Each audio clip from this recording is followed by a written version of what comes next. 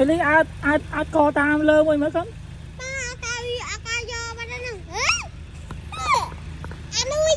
Mày chim mạo bây giờ. Mày nôm ăn nôm nữa, anh nôm pam thôi mà, anh nôm pam thôi mà. Ô nó con nuôi chi ngon ở đây. Không nôm môi. Hey, đây. Này. Đây.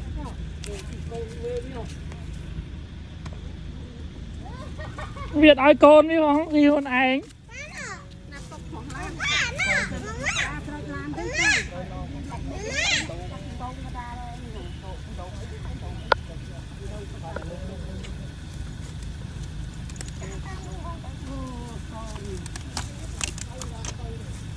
Mày lấy con lá choan ấy, thằng lá choan lên nó tiền.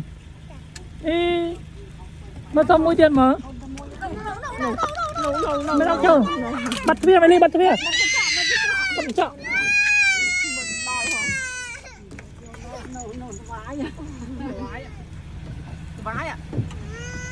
Ồ, bây giờ mà rơi nôm đó. Mà rơi nôm còn ai nữa.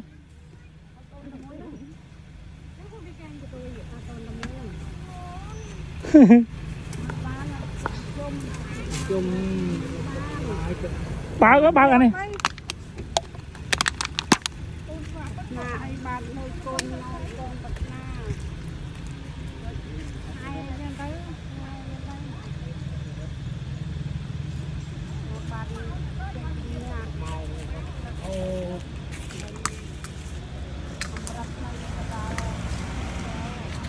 Mày lấy chắc ra là tiền ôi mà mày làm tam à.